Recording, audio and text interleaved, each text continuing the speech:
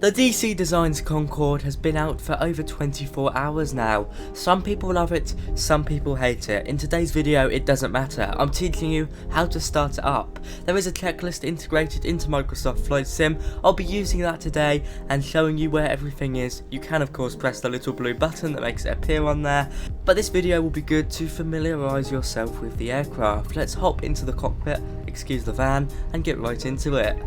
So welcome to the DC Designs Concorde.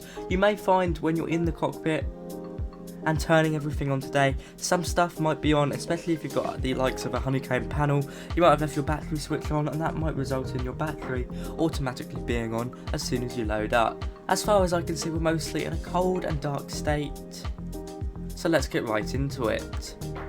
Now, one of the first things I recommend you do in the DC Designs Concorde is assign views. If you press Ctrl Alt and a number after moving yourself around in the cockpit, you'll be able to save views. I've saved one to the flight engineer's station like so, the back of the aircraft, or the back of the cockpit I should say, and of course the main seat. It just makes everything a lot easier. You might find a different keybind is for that in your settings, but of course there's plenty of camera tutorials out there. In my case, Alt and that number will move my camera to my saved position. So for example, if I press Ctrl Alt 1 when I was in a place, all I need to do is press Alt 1 to return to that space. Pretty simple stuff. So according to the built-in checklist, the first thing you should be doing is checking that your landing gear is down. You'd hope so. What you want to do is look down there to where the landing gear lever is. Parking brake on. The parking brake is located down here, and we can see it is most certainly on.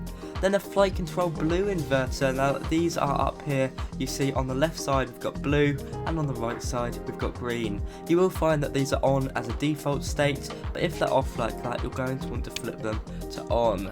Then moving further along the lower overhead panel, you're going to want to come over to the anti-stall systems and make sure these are on. Pretty important system here. Now it's at this point where we have to deviate away from the checklist, basically, that they put in Microsoft Flight Sim, and we're going to move to turn on the batteries at the back. This is just so we can do stuff in a minute, like set our altimeter, set up our radios, and stuff like that. It will make sense. So according to the checklist Microsoft Flight Sim provides, in fact I'll show you, the next thing we should be doing is setting our altimeter, radio, transponder, and then moving into our INS. This is not possible right now because of course the battery isn't on, so we're going to come to the back and I'll show you how to turn it on. Come to the flight engineers panel, and we're now following this part of the checklist. So our ground power, this is located in this part of the flight engineers station, so even up here you're going to see ground power available. We click it and everything comes on. You just see we get some lights. I mean, it's not as loud as it would be in the real aircraft. You'd probably hear more of a distinct buzz, I reckon. But there we go, we now know our ground power is on. The next thing on the list is to get the batteries on. Batteries are located down here. You see battery, we've got the Alpha battery and the Bravo battery. Come and flip the switch for that. And as you can hear, we've got plenty of noise now. And we'll turn Bravo on. Now you're going to want to come up a bit to come towards the emergency power unit under emergency generator, the EPU, and turn that on. But selected should then highlight, or light up I should say.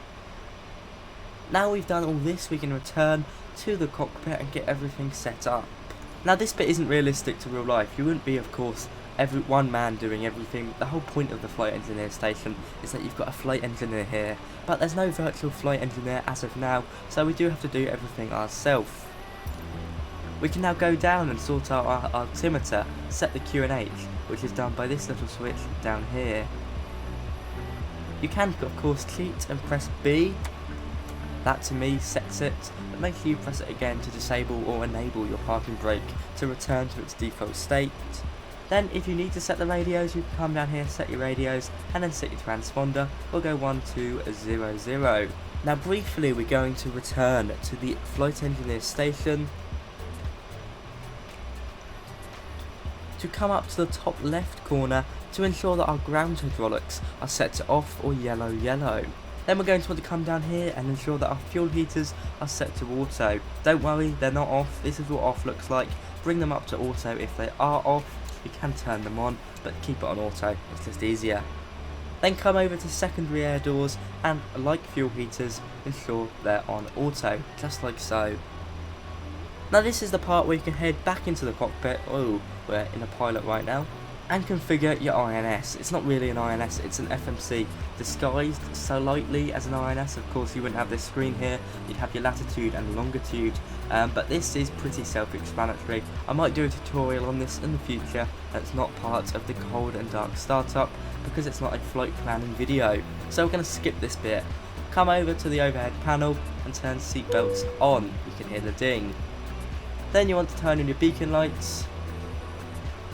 You might find that a few lights are left on if you've got a flight control panel or anything like that. Beacon lights come on first.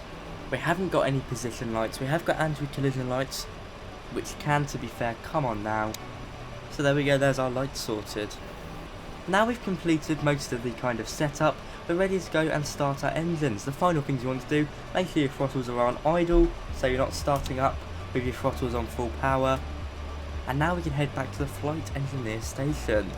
Now the first thing we're going to do for this bit is come over to the fuel management section. We're going to make sure our engine feed pumps are on. Basically, this is what feeds all the fuel to the engines. They'll be off like that and then you'll get a low pressure warning, so make sure they're all on, quite self-explanatory. So now that we've got the first page all complete, this is the part where you can move over to the engine start page of the checklist. Let me just show you what I mean. So when we were here last, we turned on the EPU switch, the emergency power unit, which is located over here. We can now move over to the engine bleed valves. You might find that these are already on, they're up here. Let's get rid of the checklist now. You can see our engine bleed valves were already on. You might find they are, you might find they're not. You want to keep them on open, just like so. You then want to move down the flight engineer station to what we call the LP bleed valves. I believe LP stands for low pressure, but don't hold me to it. There's engine 1, there's engine 2, there's engine 3, finally there's engine 4. Close the protectors and ensure they're all to open or on. Final thing we want to do is come over to the crossfeed valves and twist them.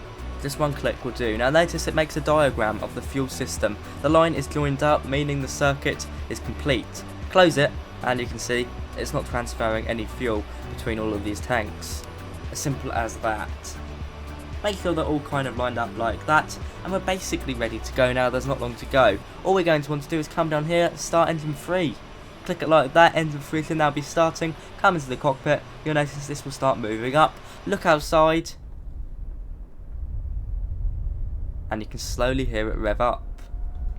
If successful, you'll notice your RPM increasing and temperature increasing, as well as fuel flow potentially increasing, well, eventually increasing I should say. And there we go, easy as that. Then you can start engine 4. Not that you should do it at the same time, but it's Microsoft Flight Sim in a not study level aircraft, so it's not actually going to do anything catastrophic.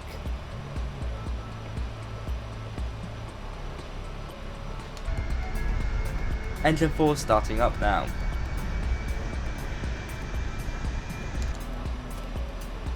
You'll notice once it's started up it will click off. We're going to start up engine 2 now.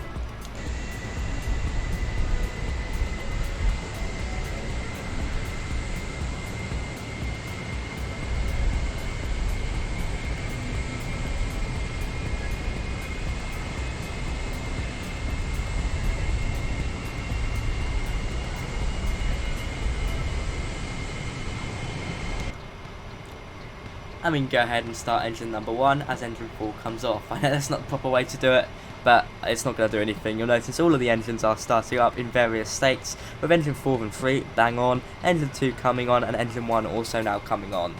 Just like that, you're basically ready to go. Final things you want to do is bring the visor down. Now, it should be up like that. It normally is up like that when you start up. I've already brought it down just for visibility. For taxi, for takeoff I should say, it should be down at 5 degrees. So you can either bring that down now, or that's not recommended because there's plenty of ground vehicles around. So I normally bring it up to there. But of course, if you want to see the taxiway line to greater detail, you can bring it down to 5 degrees. Once you've checked your engines are all on, and they seem to be, temperatures seem to be fine, you can check your flight controls. If they're full and free, on my yoke I'm just pulling it backwards and forwards, fully left. and fully right. Also check your rudder pedals, very important. You can see mine are not properly set up sensitivity wise, so I'll be setting them up later. You can then trim your aircraft, make sure your aircraft's trimmed correctly for takeoff, and come up to the overhead panel to make sure all the stabilisers and fuel switches are on, just like that. I just leave them how they are, it should be fine. Then before you taxi, put your engine anti-ice on if you need it. If not, forget about it. You're ready to taxi now. You can release your parking brake, increase power, and roll off. If I do that, I'll end up on some grass, so I'm not going to. I'm going to end the video here instead. It's really easy to start up Concorde. It doesn't take too long. You can get it done in 30 seconds if you're quick. Of course, this has been more of an explanation video, getting it done, so it has taken a bit longer, probably around 10 minutes. From me today, that is all. Thank you so much for watching. If you want to read my written review on the DC Designs Concorde, you can go to pilotstud.co.uk and find it on there. Final few things I want to say is a big thank you to my first class channel members. These guys really help me out, and in return they get exclusive perks such as this shout out. And if you like what you see on the screen, you can see all my equipment and my Amazon affiliate links down below. It doesn't cost you anything extra, it's just a really awesome way to support the channel. I'll see you around, guys. Bye bye.